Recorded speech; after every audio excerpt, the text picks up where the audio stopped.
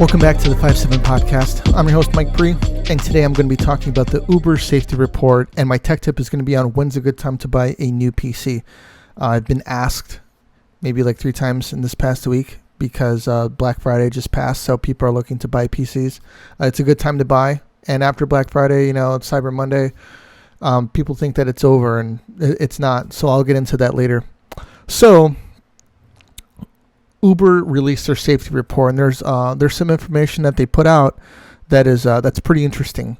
Now, I've used Uber in the past, and I haven't had any issues. It's worked fine for me, but there have been some things that have happened. I'm going to read this. I'm going to read this article by Jalopnik website, and let me know in the comments or shoot me an email, because I'm curious to know what people think of this. Uber has been under fire for rider and driver safety for years. And while reports of assaults, robberies, and worse are regular fodder for local news, it was hard to know the extent of the problem until now. Uber released its first safety report yesterday looking at 2 years of data. And while the practice of using ride-hailing apps is mostly safe, there are some alarming figures to be aware of. Uber admitted to 3,045 reported sexual assaults by its drivers in 2018 and 2,936 in 2017. The New York Times reports the ride-hailing service also recorded 5,500 other incidents of groping or unwanted sexual touching in those 2 years.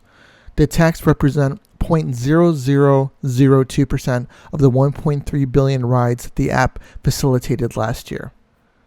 The report also showed 10 murders in 2017 and 9 murders in 2018, which was evenly split between driver and passenger deaths. In fact, drivers were actually the victims in 45% of the total incidents. Wow. Uber also recorded 58 crash fatalities in 2018 and 49 in 2017. Uber says 99.9% of riders were safely ferried to their destinations, which is true.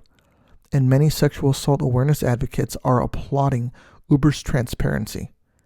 There are some caveats with the report. It only details 5 categories of violence. And while Uber is a huge international company, this data only focuses on the U.S. The report itself is a result of several high-profile cases of attacks and lawsuits against the company for not doing more to protect people. The numbers are jarring and hard to digest, Tony West, Uber's chief legal officer, said in an interview with The Times. What it says is that Uber is a reflection of the society it serves. According to Uber, the next step is to increase its safety team and partner with the Rape, Abuse, and Incest National Network to set up a hotline so riders and drivers can report attacks. Uber said it will also share information about suspicious drivers with its competitors, though there isn't currently a timeline for that process. Now,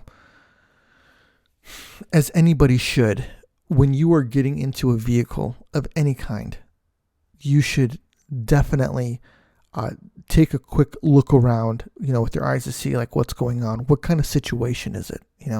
What kind of situation are you getting into? I would think that a large majority of people that ride in Ubers, not everybody, of course, but I would say that a lot of people use Ubers because they don't want to drink and drive. Now, if you are getting inebriated and you're drinking and you get into a car with somebody you completely don't know, that just sounds really dangerous to me. Obviously not as dangerous as drinking and driving, but it's dangerous to get into a vehicle with somebody you don't know, because that person could be anybody. Anybody can just pull up and say, hey, they're your Uber driver, because you look like you're waiting for somebody to pick you up. And nowadays, a lot of people are waiting for Uber drivers or Lyft drivers. So to take into consideration your preparedness is number one for when you get into a vehicle and you don't know who the person is. Some of these stats are pretty crazy. Yeah, it does represent the 0.0002% of the 1.3 billion rides that the app facilitated in the last year. But 9 murders, man. That's 9 people that were killed in an Uber. That's freaking nuts. Not to mention 58 crash fatalities in 2018, 49 in 2017. As a woman, I would think that your radar would need to be on as well, because all of these sexual assaults, 3,045 sexual assaults in 2018 and 2936 in 2017. I mean, that's not too far off of a drop, from a possibility of women getting assaulted by Uber drivers. Now, on the other hand, if you are a woman and you're driving for Uber, you want to keep, you want to see who on your end who's getting into your vehicle and where you're taking them. If someone's, inebriated and people do things when they've been drinking that they wouldn't normally do if they weren't, So pretty unbelievable statistics. I mean, I do believe that, for the most part, they are doing a pretty good job, and they do operate as said. And I'm really curious to hear what some of the statistics from other countries are as well, and not just in the United States. Who knows? Maybe the United States is more of a model than some of the other places that they serve. I mean, who knows? I'm just speculating, but take it with a grain of salt, I guess. But if anything, keep an eye out for what kind of vehicle you're getting into if you're using Uber or Lyft. Now, I wanted to touch on this because, it's pretty commonplace nowadays for people to ride in an Uber, for people to take an Uber or to take a Lyft, and, I want people to hear this and to know that this information is being put out there, so that before they get into an Uber, they're well informed. So pass the word on of these statistics to people that tell them about the podcast if they want to hear about it and they don't want to read it themselves. But I think it's important information, especially considering how much people use Uber and Lyft. So my tech tip for today is, when is a good time to buy a new PC? Now, generally, most people, they use their PC to, to browse the internet, to, do light word processing, not too much data manipulation. If you were one of those people, getting a new PC every, 7 years would probably be okay, because you're not doing much heavy lifting. If you are looking for a new PC, I strongly suggest that you do some homework before you just go out and buy anything. Don't just run off to Best Buy and say, hey, I'm going to buy this $300 computer or this $200 computer because it's cheap, because in technology, you normally get what you pay for. Now, there are Chromebooks out there that are pretty cheap that you can get for maybe $150, $200. And, they generally work well. I'm not going to throw them under the bus. They generally work well. And you can do, if you are an Office 365 subscriber, you can log into Office 365 from your Chromebook on the internet and do some word processing, or create PowerPoint presentations or what have you. But Chromebooks have to be connected to the internet for them to work. Something to take into consideration. A basic Windows 10 PC may not last you 7 years, but take it out as long as you can, especially if you're not doing much work.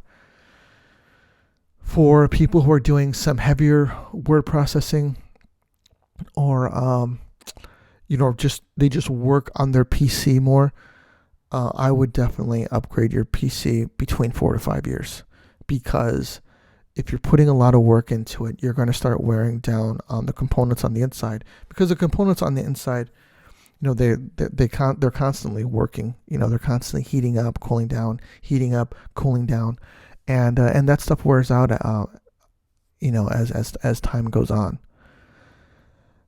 For people who are heavy data users, IT people, I would say you would probably want to upgrade every 3 to 4 years, getting down to 3 to 4 years, because most of these people, they get machines that are pretty spec'd out, decently spec'd out, meaning that they have some pretty good specifications on them, meaning RAM, memory, most likely solid state drives, pretty decent video cards. And so, yeah, 3 to 4 years for those people. And if you are a heavy video editor, picture editing, a lot of people are upgrading every 3 years for those. When should you get a Mac? Now, if you want to just go and buy a Mac because you want to jump on the bandwagon, that's fine. You're going to need to learn how to use it, and you're going to have to spend a pretty penny on doing so. If you are, say, a medium user and you want a Mac, you can definitely get away with it. You can find function with it. The Macs work much better nowadays than I would say they did 5 to 7 years ago. If you're heavy, obviously, into video and audio, most of those people are using Macs, and they're getting them every 3 years. So I hope that helps people out with the actual purchasing. You generally want to get one of these around Black Friday. Maybe they're doing sales, at the beginning of November now, Veterans Day sales, Black Friday sales right before Black Friday, Cyber Monday deals. And if you missed any of these deals, they usually have one for the week before Christmas. They have some pretty killer deals. So if you missed a sale or something and you're still looking to buy a PC or a Mac and you're looking to get a little bit of money off, because they normally don't put the Macs on sale too much. They're normally, it is what it is, and that's what you're buying, so keep that into consideration. And if you're looking to buy, get one probably up until the end of the year, and you can probably get a really good deal on one. At the beginning of the year, CES is going on. They're going to be bringing out new PCs and look for prices to go back up, because a lot of places will be looking to get rid of old inventory, and which is what they do during the sale of Christmas time, Black Friday sales. They try to get rid of all that old inventory, because in January CES comes out. Everybody brings out their new laptops, except for Apple. They normally do that later on in the year. And they're selling new stuff, so you can't find the old stuff for cheap. You got to get the new stuff at a more expensive price. So you want to get the best deal you can, and I strongly push people to get the best deal you can, so you don't waste any money on your purchase. So if you have any questions, if you have any tech questions, or if you have any questions about the podcast in general, be sure to hit me up. Let me know. And I'm on Instagram, Facebook, and Twitter. 57 Podcast. Get at me. Talk to me. I love talking to people. I love hearing what people have to say. The people who do message me and the people who do talk to me, I appreciate. I love talking to you guys. I've almost been doing this a year now, and I really appreciate the feedback that I get and the relationships that I've made along the way. But get back at me, guys. I love you guys, and have a good one. This is Pre out.